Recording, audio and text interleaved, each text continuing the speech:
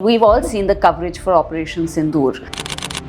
The Republic is a voice for the BJP. Today, news agencies, they take out fake information. Sun News is owned by the Sun Group, which is DMK. They've been flagged as fake information. They let it roll. Jaya News is owned by AIDMK. This is a huge problem. But it's the damage that it has done to India's journalism. Hi, I'm Jyotsna Mohan, and you're watching me on Chennai Live. I was a crime beat reporter. There was a call that came to NDTV's office telling them to remove उस लड़की को हटाओ, वो लड़की नहीं बचेगी. I have run away with my camera person who wasn't very fit, and I'm telling him, can you run faster? You're getting stoned. Pratap was an Urdu newspaper launched in 1919 in Lahore. It was launched by my great-grandfather.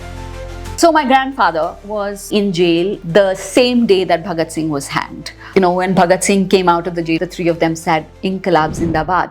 And then slowly each cell started singing Inqilab Zindabad. So apparently the whole jail was just echoing with it, and then they walked out and there was silence. Did Mahatma Gandhi do enough to save Bhagat Singh? What was his reply? They believed in violence, and that was not the path, so I cannot save them.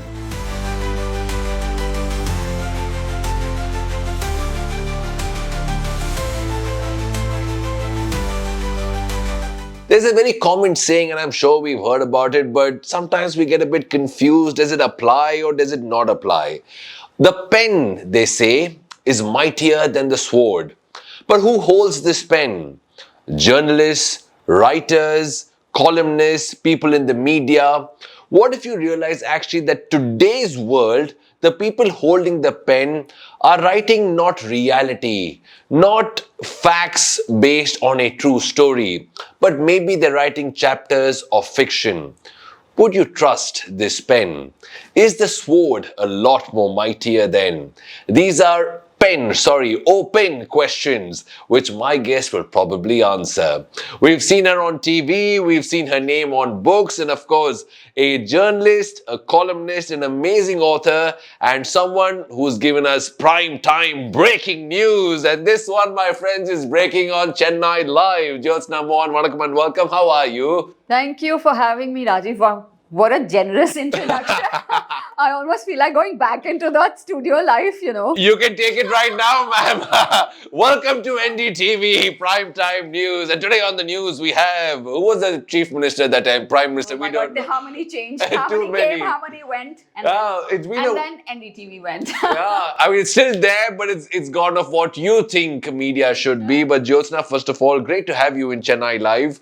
And I remember as a young boy seeing this young lady, which means both of us have aged. Okay, it's not like one hasn't. That's a good caveat, right? To cover up at the end. But I remember seeing pretty faces, honest voices, and news that mattered to every citizen. What happened to those days? Are they missing today? They've gone. They're not just missing, they're gone. I think you're asking me, and I get into this whole fit of, should I be frustrated? Should I get depressed? Or should I just, keep going and keep striking and keep hoping that things will change? I do say what goes up comes down, right? And inshallah, as they say, things will change. But things are pretty, I don't know how to put it, because it's in such a bad shape. I mean, legacy media as we know it, as we knew it, does not exist in the country. And if there's any youngster who would come up, who comes up to me and says, what should I do to become a journalist? I would say, just don't become a journalist. It is there. I mean, we've all seen the coverage for Operation Sindoor. We've seen the way there's been misinformation, the fake information flows by the day. Aryan Khan, Riya Chakravarti, you can call them, you can character assassinate people, you can slander them on live TV. You'll be wrong. But there's never an apology. And that is how far we've come from. I still remember when we were working, if there would be one mistake, one small mistake, Rajiv, my God, it used to be an issue in the newsroom. Like, everybody would have this scandalous expression and petrified that there's been a mistake. And there would be a public apology that would be written by the bosses, who would carefully go through it, promptly taken out. Today, news agencies, they take out fake information. They've been flagged as fake information. They let it roll. They'll withdraw it after a 24-hour cycle to allow the narrative to build any which way. And by the time they take it out, it's spread to all the channels. They've taken it from the news agency, but there is never an apology for the damage it's doing.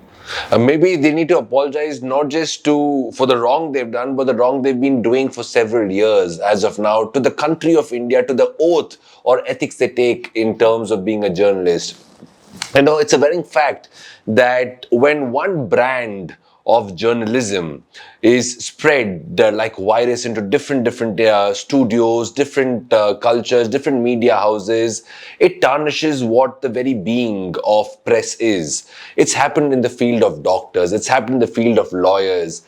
Don't you feel that the goodwill that a news report is supposed to carry is losing itself? There was a time when news was about discussing and debating.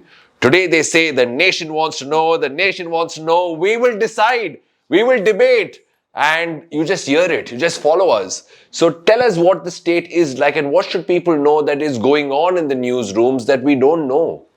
There's so many people who also know what is going on, Rajiv. But they choose not to believe it or to look the other way. I mean, so many people, again, I'm going back to Operation Sindoor because it's the most recent, the damage has been as recent as that. I had lots of friends who would be messaging me saying, oh, Karachi port has been taken. And I said, that is misinformation. Oh, no, but this one is flashing it. I said, that is wrong. No, we believe it, okay? You are going to, 2 days later, nobody said that it was wrong. And so much of wrong went on, and yet people realized that it was wrong. There was some kind of an outburst, a mini outburst, and eventually everyone's gone back to watching the same. Nothing changes. They don't want to change, and I think this sits a lot on India's middle class at the moment. That India's middle class is allowing so much to just get away, whether it is media, whether it is society as a whole. The damage that is happening perhaps could be much lesser if there were people who are willing to speak up. And I often say that why is it that it rests on the shoulders of a handful of journalists to keep flagging what is wrong? Yeah. That is a bit unfair. Where is our support? We've seen corporate India. Corporate India does not support, right? It has its own, contentions or arguments to not speak up. But where is our society? That same society during COVID, the second phase, came together so beautifully. So beautifully. Everyone was out there for everybody else. We've all forgotten that. Yeah. During times of floods, during times of national calamities, the press is a very, very important pillar. During times of elections, and I'm saying this and you know much, much better than me, ma'am, but it's pretty evident. I take no bones in saying this, maybe you do, but the Republic is a voice for the BJP. The NDTV owned by the Adanis is completely what he visualizes, what he wants, and who funds him and who he funds. It's a voice for them. Are you okay, or do you think it is right for the people itself that political parties run the agenda of news channels and corporates own news channels? Isn't that a huge problem? And that's not a problem of North India. That really, ma'am, rules from South of India. Sun News is owned by the Sun Group, which is DMK. Jaya News is owned by AIDMK. This is a huge problem. When will we ever get honest news? We're getting political views, but not honest news on what we see today. That's a problem, ma'am. What's the solution and what's your take on this? Firstly, I hope you're not getting sponsored or looking for sponsorship. I want money, but I'm not getting it. I'm not getting it for sure. Yeah. And you're definitely not getting it after this episode.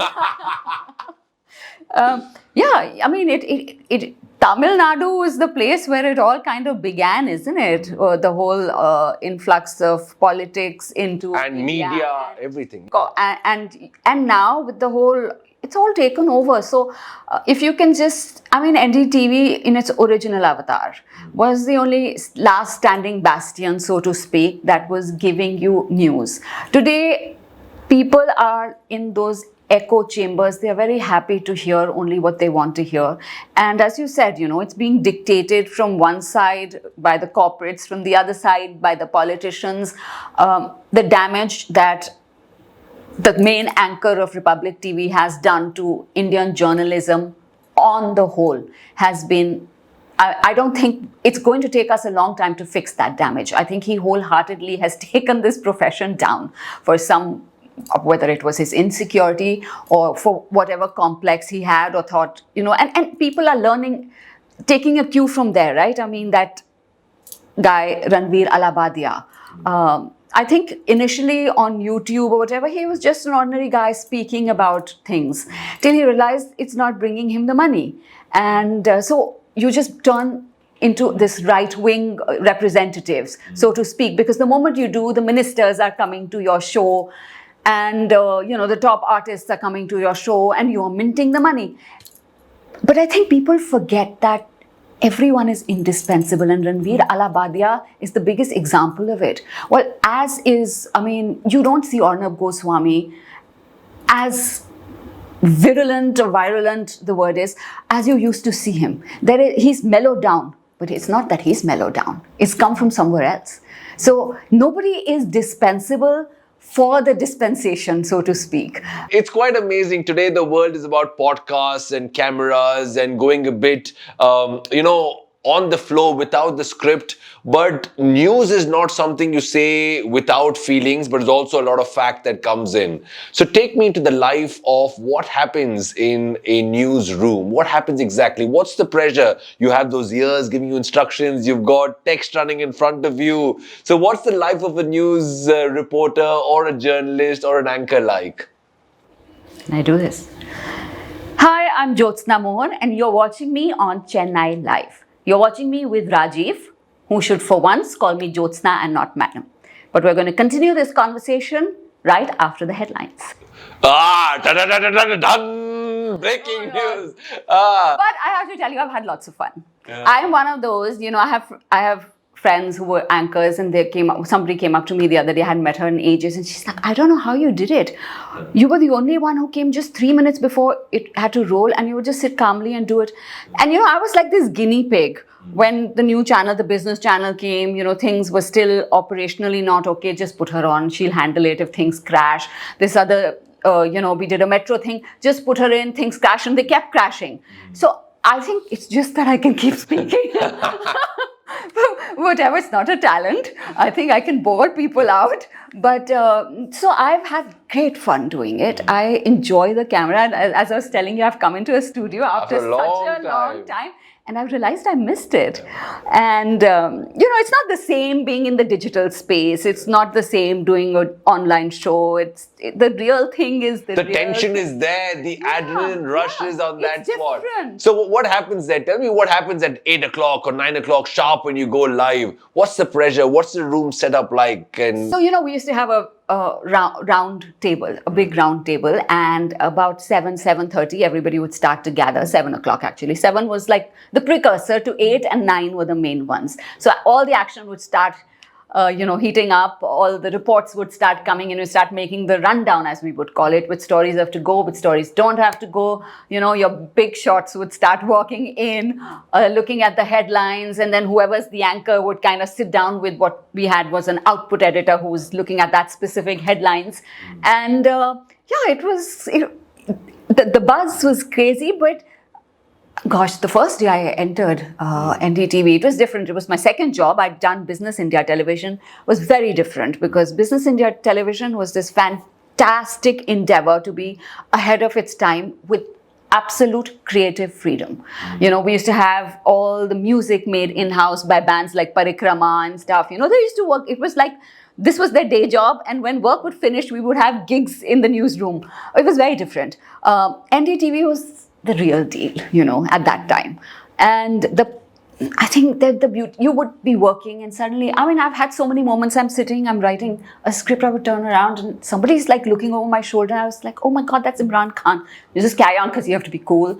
You mean the cricketer Imran Khan? Cricketer Imran Khan. You're going down the stairs, running to do the bulletin, and you realize someone is walking up rather slowly. It's Amitabh Bachchan. You've had that kind of an exposure. So I still remember there was an NDTV party, and this was the first time I'd seen Shah Rukh Khan. It was the only one I hadn't seen. Now, we're not used to... Why did you say Khan? Khan. No, I was trying to remember. Was the first time or not? I think before I go. No, nothing like that. I'm not a movie person, although I know what you're saying. So I remember, and I said, okay, let this be my fangirl moment. I can afford to have one. And I remember my boss said, what is wrong with you? Haven't you seen enough? How are you still with these stars in your eyes? And I said, look, I've seen enough, but Shah Rukh Khan is Shah Rukh Khan, and I would like to go and meet him. And I have this fabulous photo with him where more teeth than should be visible are visible, and he's very courteously standing, and it's a brilliant photo, not just because it's him, but it's because Dr. Prannoy Roy took the photo. So he was the photographer. So it was photography courtesy Prannoy Roy. And I have that photo. There's a lot of earnesty, there's a lot of fun that you're saying, there's a lot of sacrifice, whether it is Diwali, whether it's New Year, whether it is any festival, Independence Day, you all are there giving the best at that minute. Tell me, in the 15 years, Jyotsna, that you spent with NDTV, there are certain moments where you felt moved, touched, very responsible for the news that you were delivering. What was that one case that is closest to your heart and you feel so proud of today that, that was something I brought up, that was something I passed information on, and that's something I told the public to decide on? What were the cases closest to your heart? I think two big ones, Jessica Lal murder case and the Upahar fire. I think these two were also very poignant. Upahar, children had died. There were parents who were still looking for justice, right? Neelam Krishnamurthy, who's still taking court rounds after all these years. I think these two were amongst the ones I've never forgotten. Jessica Lal also because, it was like that call that came to the office saying, remove this girl from the case before it's too late. Explain that to me again, 1 second. There was a call that came to NDTV's office telling them to remove Jyotsna Mohan from presenting or speaking about the case. That girl. Yeah. Us ladki ko hata. Wo ladki nahi bachegi. So there have been enough instances because I was a crime beat reporter. So you had to. I have run away with my camera person who wasn't very fit, and I'm telling him, can you run faster? You're getting stoned. So it was great fun. I also did sports for a bit. I love sports. So I did it for 2 years. Then I said that, look, it's a passion. Sports is a passion. It's not my job. Please remove me from here because it's taking the fun out of me. But I remember the match fixing scandal and standing outside. It was very cold. Outside Kapil Dev's house for hours and hours with all the guys.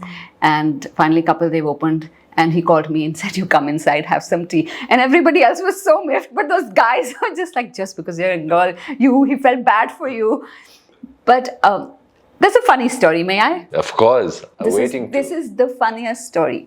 So during my sports beat, India had won a hockey tournament. Indian women had won a hockey tournament.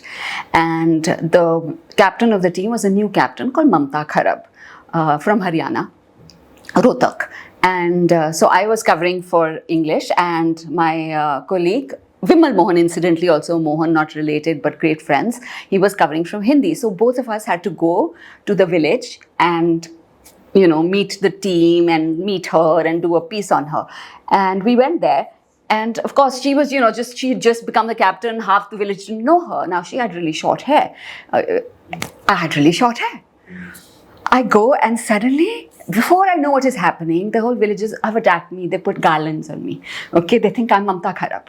And so they've garlanded me. And by association, they've garlanded poor Bimal. Okay, and then they dragged me into this thing, put me on a charpai, and they're stuffing my face with laddus. And you didn't say anything? I tried. The laddus were in my mouth. I tried, okay? And they were like, Beti. And then, oh my God, it took us a while. And the real Mamta Kharab has never forgotten it. Oh, I'm sure. When did she arrive on the scene? She did later, and she's a DSP in Haryana. So Vimal got in touch with her some months back, and she's like, I've never forgotten that story. This is really funny. But maybe you still deserve that for being a great, honest anchor. You still deserve those garlands. It's called, what is it? The acting, method acting? I don't know. Now tell me one thing. In reporting of the crime, you picked up these 3 cases named so simply. But let's not pass that. To stand or to be a voice for the right and the wrong, for the voiceless and the extremely powerful, you are playing that role. I'm sure, Jyotsna, you have been given death threats. You've been given calls that really scare you. Whether it's through you directly, through friends, through family, nobody today can speak vociferously, can speak fairly, can speak against the powerful and say we're absolutely fine because we're press, you're not press. Outside of the newsroom, you're just another individual. And a bullet or a sword will hurt you just as much as it would hurt me. So, what were the fiery scenarios you had, and did you have a bad tussle with the politicians? See, in these 2 cases, you mentioned the powerful. They're both powerful in different ways, right? One is gangster powerful. The other is corporate powerful, right? Upahar Fire was the Ansals, and it was coming from their office for the very fact, and I'm always commenting on this because, they've built this image for themselves as very socially, if you look into the Delhi scene, very socially, but the calls did come. And today, it's a very different scene though, Rajiv, right? The powerful are all consuming in a way, and because nobody is willing to speak up as a society, they tend to get away. And what is it? Power corrupts, absolute power corrupts absolutely. So we are somewhere there. But again, like I said, even at the beginning, what goes up must come down. We have to bide the time. Unfortunately, it will leave a trail of damage. This is Chennai Live, Radio Redefined.